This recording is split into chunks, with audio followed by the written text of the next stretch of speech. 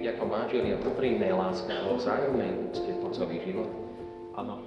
Áno. Ste ochotní s láskou prijímať deti ako Boží dar a vychovávať ich podľa Kristovho evanjelia a zákonov jeho cirkvi? Áno. Áno. Keď teda chcete uzavrieť posvetný manželský zväzok, podajte si pravé ruky a pred Bohom a jeho cirkvou vyjadrite svoj manželský súhlas. Ja, Martin, verím si teba, Ivana, za svoju manželku a sľubujem pred všemohúcim Bohom, že ti budem verným manželom a že ťa nikdy neopustím ani v šťastí, ani nešťastí, ani v zdraví, ani v chorobe a že ťa budem milovať a ctiť po všetky dni svojho života. Ja, Ivana, beriem si teba, Martin, za svojho manžela a sľubujem pred všemohúcim Bohom, že ti budem vernou manželkou a že ťa nikdy neopustím, ani v časti, ani v nešťastí, ani v zdraví, ani v chorobe a že ťa budem milovať a ctiť po všetky dni svojho života.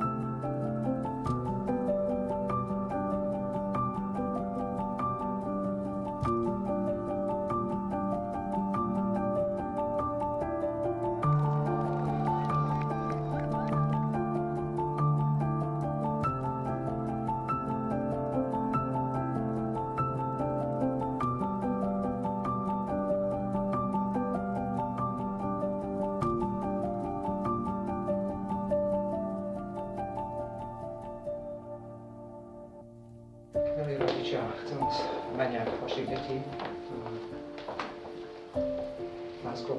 najskôr poďakovať za všetko dobré, čo ste pre nich urobili. Za všetku obetavosť neprespatých nocí, aj strach, slzy, za námahu, za lásku, trpezlivosť, odpúšťanie, starostlivosť, pozornosť, nehu. Sami viete, čo všetko ste prežívali.